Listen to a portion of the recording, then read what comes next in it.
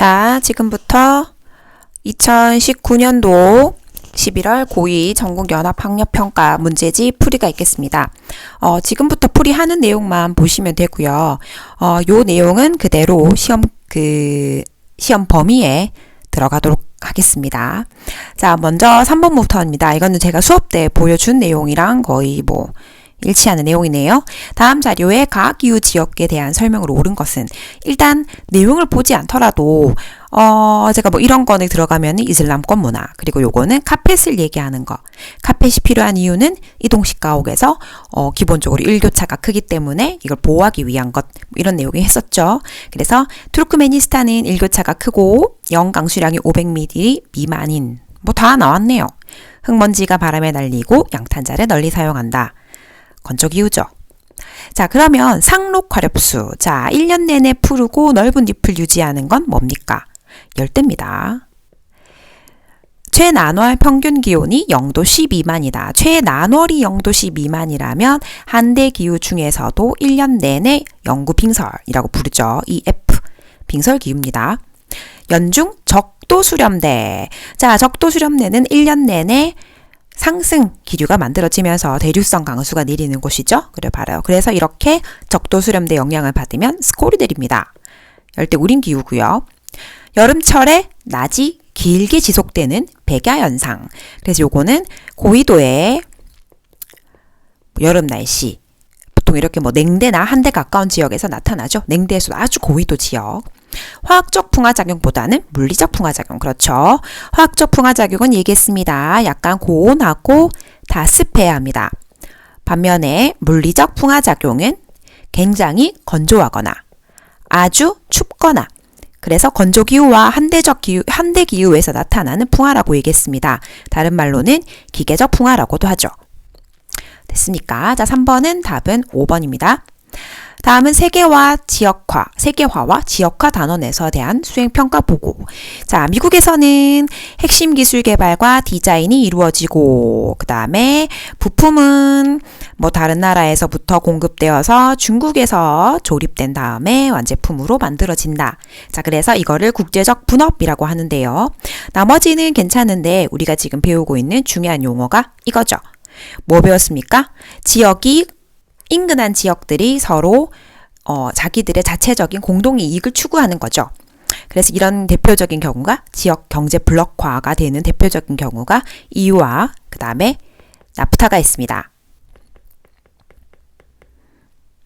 자, 그래서 FTA네요. 자, 그래서 이런 것들을 우리가 경제 블록이라고 얘기합니다. 자, 이어서 다음 장으로 가겠습니다. 다음 장에는 이제 5번, 그 다음에 10번 문제 보도록 하겠습니다. 자, 먼저 5번입니다. 다음 자료는 건조지형의 모식도와 사진을 나타낸 것이다. AD지형. 자, 건조기후 지역에서는 중요했었던 게 바로 뭐였었냐면 지형에서 바람이 굉장히 중요한 역할을 한다고 했습니다. 그리고 그 바람에 의한 모래가 깎아내던지 아니면 쌓이던지. 자, 모래가 통통 튕기며 이동하면서 여기를 깎아냅니다. 그런 경우에 이런 모습의 바위가 만들어지죠. 이런 걸 버섯 바위라고 했습니다. 이름은 몰라도 돼요. 원리만 아셔도 됩니다. 자, 이런 경우에는 모래가 쌓은 언덕, 사구라고 얘기했었습니다. 요거는 퇴적인 거죠. 모래에 의한. 얘는 침식입니다. 자, 그 다음에 요런 경우에는 메사와 뷰트라고 불렀었는데 요런 거는 차별 침식이라고 하죠. 차별 침식. 강한 애는 살아남고 약한 애는 깎이면서 이런 모양이 나타납니다. 하천에 하천이 만들어지진 않고요. 건조기후에서는 비가 잠깐 내릴 때 여기에 하천이 만들어지면서 이런 선상지가 만들어지는 경우가 있다고 얘기했습니다.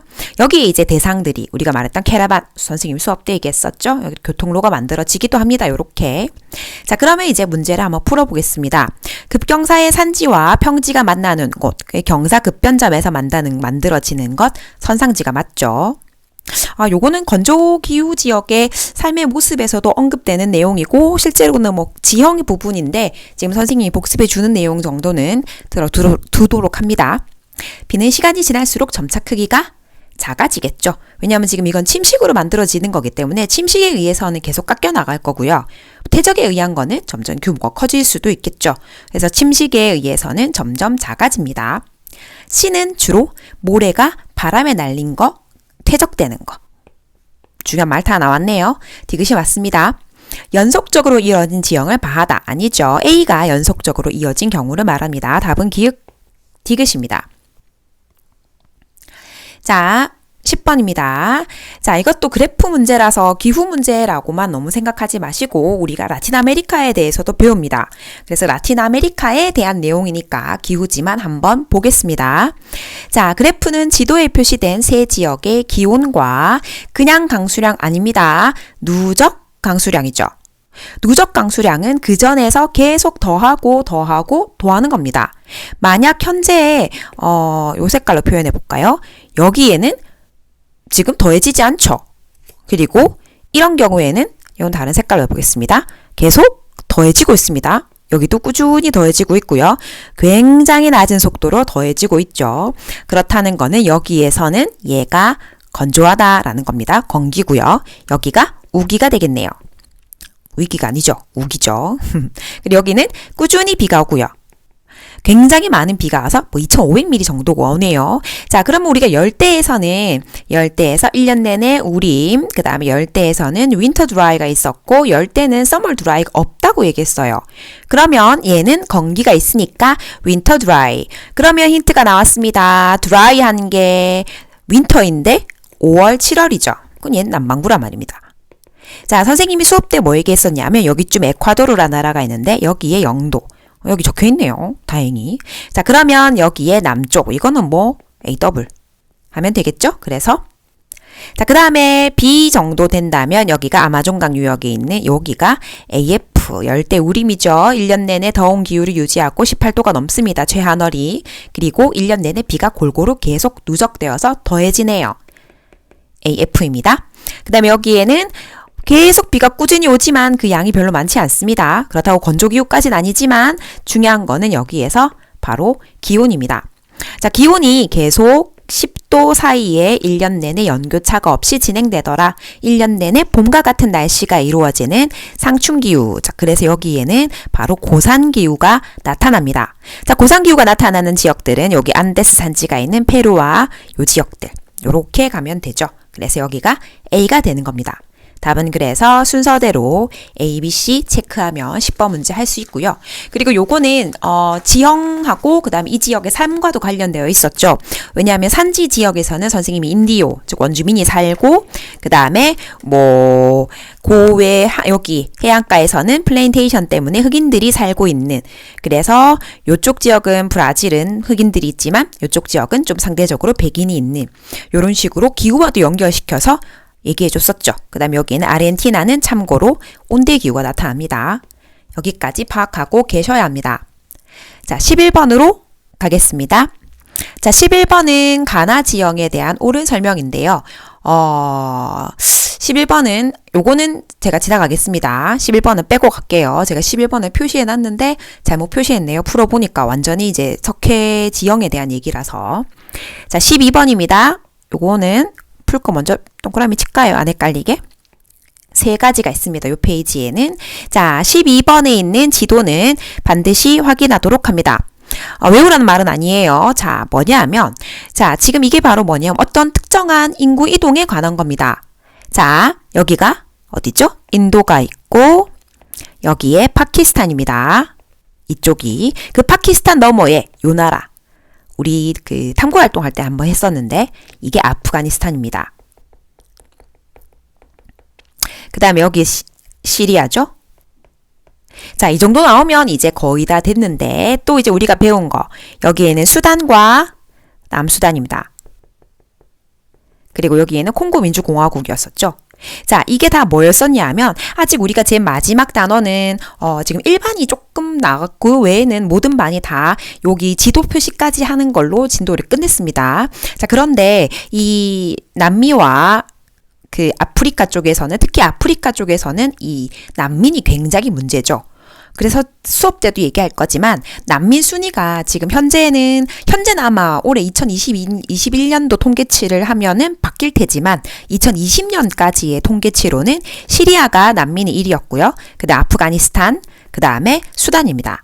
뭐 정확하게 남수단이지만 어쨌든 수단으로 또 요렇게 표시가 되거든요. 그래서 요런 세 나라가 나오면 이것은 난민에 관한 내용이다로 이해하셔야 합니다. 아마 올해 통계치를 잡으면 아프가니스탄이 좀 1등이지 않을까 싶습니다. 이런 경우에는 정치적 요인에 의한 난민의 이동. 자, 미국의 두 주의 제조업 분야별 생산액입니다. 자, 2개 주고 가나밖에 없는데 3가지가 나왔네요. 우리 여기 서부가 있고요. 그 다음에 여기 남부가 있고요. 우리 서부와 남부를 통틀어서 뭐라 불렀었냐 하면 선벨트라고 불렀었죠. 자, 그 다음에 여기에는 지도가 있다 말아가지고 여러분이 조금 헷갈리겠지만 요렇게 해서 뭐가 있습니까? 요게 5개 큰 호수 5대호 연안입니다. 그래서 5대호 연안에 있는 요런 지역들은 다 옛날에는 스노우벨트라고 불렀지만 지금은 녹슨 중화학공업들, 중공업이 있는 지역들 러스트벨트라고 얘기했습니다. 그러면 가나에 해당하는 지역을 A시에서 골라보자. 자, C의 특징은 뭐였었냐면 남부 지역은 바로 석유화학이 들어갔었고 우주항공산업이 들어가야 됩니다. 뭐 1, 2위라는 건 아니지만 반드시 순위권 안에 좀 돋보여야 되죠. 다른 지역에 비해서. 서부는 캘리포니아에 뭐가 있어요, 여러분? 실리콘밸리가 있죠. 자, 그래서 실리콘밸리가 있기 때문에 여기에는 전자와 뭐 컴퓨터와 관련된 게 분명히 들어가야 됩니다. 러스트벨트에서는 뭐 자동차, 뭐 디트로이트라고 선생님이 그때 한번 얘기했었죠. 디트로이트 피스톤즈라고 하는 농구팀이 있을 만큼 자동차 엔진에 뭐 되게 중요한 포드의 본사가 있었던 지역이었습니다. 자, 그러면 일단 A를 보니까 화학도 보이지만 컴퓨터 및 전자가 눈에 띄죠. 그럼 얘는 이제 A가 됩니다. 자, 나를 보니까 자동차 및 부품. 일단 여러분 1인데 40억 달러밖에 안 되고요. 여기는 1인데 100억 달러입니다. 이 2배 이상이죠. 이미 산출액에서 좀 차이가 많이 납니다. 이것도 사실은 힌트가 되는 거죠. 객관식은 자료가 더 주어 있기 때문에. 자, 그래서 여기에는 러스트벨트, 바로 B가 됩니다. 답은 그래서 1번이겠죠. 그래서 아마 C가 되려면 석유화학이 좀 더 많이 들어가야 되고요. 여기에 음식료, 아이고 얘가 갑자기 이상하군요. 자, 그래서 음식료 이런 게 아니라 최소한 우주항공산업이 3위권 안에는 좀 들어와야 됩니다. 화학이 있다고 해서 무조건 C 뭐 이렇게 하시면 안 돼요. 자, 그 다음에 15번입니다. 다음 글에서 설명하는 가나 도시를 지도의 AD에서 골라보자. 대서양 연안에 위치한 항구 도시. 자, 미국에서 서쪽은 태평양입니다. 우리 그 지도할 때 한번 봤었죠. 미국과 유럽 사이를 우리는 대서양이라고 부르죠. 자, 이렇게 있을 때 바로 여기 대서양 연안에 있는 세계 도시는 여러 가지가 있습니다. 항구 도시는 여기는 뉴욕이고요. 그 다음에 A는 뭐 시카고인데 이거는 뭐 그렇게까지 외우진 않으셔도 됩니다. 그런데 B는 우리 지도에 표시했었습니다. 그 다음에 C도 아셔야 돼요. 여기에 있는 세계 도시 런던이죠. 여기는 항구 도시는 아닌데 그죠? 그 다음에 D는 파리입니다. 자, 그러면 대서양 연안에 있는 항구 도시라고 하면 여기에선 바로 B가 나왔으면 되지만 조금 더 보겠습니다. 경제 및 문화의 중심지, 금융의 중심가인 월스트리트가 있고요. 공연인 브로드웨이가 있고요. 국제연합, UN이죠. EU 쓸 뻔했습니다. UN의 본부가 있어서 그래서 BTS가 여기 한 번씩 가서 올해도 갔었죠. 공연도 하고 연설도 하고. 자, 그래서 여기가 바로 B, 뉴욕이 되겠습니다. 나는 고풍스러운 건물과 현대식 건물의 템즈강이라고 하면 나와줘야 되는데 뭐 세느강이라고 하면 파리가 나와줘야 되듯이 자, 그거 모르더라도 더 가겠습니다. 금융 나왔습니다. 근대 산업 발전의 핵심적인 역할, 산업혁명에 이루어진 지역 뭐 이렇게 얘기해야 되겠죠. 금융 핵심지. 파리는 뭡니까? 문화와 예술 이런 쪽으로 들어갔어야 되죠. 또 더 중요한 거 경도의 기준선이죠. 경도 최초로 정할 때 이 파리와 프랑스와 특히 런던 쪽에서 굉장히 경쟁이 심했는데 결국에 경도의 기준선이 된 거는 영국의 그리니치 천문대였었죠. 그리니치 천문대가 모르더라도 일단 영국이 경도 기준선이다. 자, 그러면 이제 영국에 있는 런던인 바로 C가 되겠습니다. 답은 BC. 자, 15번 됐고요. 이제 마지막 장에서는 몇 번을 푸냐? 잠깐만요. 선생님도 표시한 거 다시 좀 확인할게요. 또 딴 거 표시할라. 아, 뒤에도 3개 문제가 있네요. 19번, 그 다음에 17번, 20번. 요렇게만 푸시면 됩니다. 자, 먼저 17번부터 가겠습니다. 오, 3점짜리네요. 가다 대륙지역. 가다가 뭔지도 알려주지 않았고요. 뭐 지금 있는 거라고는 도시와 율. 아, 얘는 잘 봅니다, 여러분. 도시와 율이고요. 비율입니다. 전체 인구 중에서 도시에 사는 인구 비율이란 뜻이고요. 여긴 도시 인구입니다. 율이 안 붙었죠? 그럼 이건 뭡니까? 수를 말하는 거죠. 자, 힌트. 자, 먼저 과거에서 현재까지 70년대, 2018년대, 2018년도. 자, 2018년도에 가장 높은 도시화율을 보이는 곳은 다입니다. 유럽, 아시아, 아프리카 중에선 당연히 유럽일 거죠. 라고도 하고 바로 문제 풀지는 마십시오. 한번 점검해야 되겠죠. 그러면 70년대에는 우리 봤죠? 다른 개도국에서는 굉장히 늦게 도시화가 시작돼서 급격하게 올라간 대신 선진국에서는 빨리 시작하고 일반적인 전형적인 초기 가속화 종착에 이르렀던, 그래서 이미 70년대에도 종착에 가깝게 올라와 있고요. 그 70년대 도시화율도 굉장히 높습니다. 도시 인구도 많고요. 뭐 지금도 최근 뭐 크게 더 성장하진 않았네요. 자, 그래서 이제 다는 뭐 도시 인구가 늘어나긴 하지만 약간의 정체 상태가 보이고 이미 70년대에도 어느 정도 도시화율이 높았던 여기가 유럽이 되죠. 자, 도시화율을 비교했을 때 나와 가는 큰 차이가 없습니다. 현재 조금 더 가와 나는 가가 조금 더 도시화율이 높다라는 거 힌트죠. 근데 이거 가지고는 확신을 가질 수는 없습니다. 자, 그런데 뭘로 확신을 가질까요? 바로 인구수입니다. 인구가 너무 압도적으로 많죠. 아프리카에 비해서. 그러면 여기에는 인구로 판단을 해서 아시아, 여기가 아프리카. 이렇게 판단하시면 됩니다. 그런 다음에 이제 문제를 풀면 되죠. 가는 다보다 70년의 촌락 인구가 적다. 자, 중요한 겁니다, 여러분. 비율과 수는 완전 다른 내용입니다. 자, 여기는 이미 수가 여기 나와 있잖아요. 요거 보고 비교하시면 되죠. 아무리 촌락의 인구의 이제 도시화율이 낮다 하더라도 수 자체는 지금 이미 아시아가 너무 많습니다. X. 비율 가지고 수로 바로 넘기면 안 됩니다. 이미 수를 묻는 건지 비율을 묻는 건지 요건 지리에서 많이 쓰는 오답입니다. 나는 가보다 2018년에 총인구가 많다. 아닙니다. 자, 총인구는 뭐 가를 따라갈 수가 없죠. X. 나는 다보다 3차 산업 종사자 비율이 높다. 3차 산업 종사자 안 나왔죠. 그런데 도시 인구에 거의 비례한다고 보면 됩니다. 거의 도시에서 이루어지는 게 3차 산업이죠. 선진국일수록 이게 더 빠르니까 아프리카보다는 유럽이 더 높겠죠. 다 유럽은 아프리카보다 도시화의 가속화 단계에 진입한 시기가 훨씬 빠르겠죠. 자, 가는 아시아는 가와 다에는 최상위 세계 도시가 위치하고 있죠. 가에는 뭐가 있습니까? 도쿄가 있죠. 다에는 뭐가 있어요? 아까 앞에 봤네. 런던이랑 파리가 있었죠. 자, 답은 그래서 5번이 되겠습니다. 19번. 이 두 문제밖에 안 남았어요. 조금만 힘내십시다. 가나에 해당하는 국가를 지도에 AD에서 골라봅시다. 아프리카 최대의 석유 생산국으로. 그럼 이미 나왔네요. 벌써 여기서는. 자, 아프리카 최대의 선을 잘못. 기니만 쪽에 그어야 되는데. 자, 아프리카 최대의 석유 생산국 나이지리아 딱 떠오르면 정말 좋은데 조금 더 보겠습니다. 요건 아직 우리가 진도를 덜 나갔죠. 북부에 이슬람교를 믿고 남부는 그리스도교를 믿습니다. 이러한 분쟁은 정치적 상황과 자원 분포에 따른 지역 격차까지 얽히면서 굉장히 심화되고 있죠. 바로 나이지리아입니다. 수업 때 조금 더 심화해서 배우겠습니다. 자, C는 여긴 소말리아고요. D는 수업 때 씁니다. 남아프리카 공화국 줄여서 남아공만 쓰겠습니다. 다른 아프리카 국가들보다 유럽계 비중이 높습니다. 왜냐하면 여기가 온대기후죠. 그래서 일찍이 백인이 먼저 들어왔습니다. 그래서 이 백인과 아프리카계, 유럽계와 아프리카계에 차별하는 게 정책적으로 있었어요. 법으로. 그래서 이런 거를 아파르트헤이트라고 얘기합니다.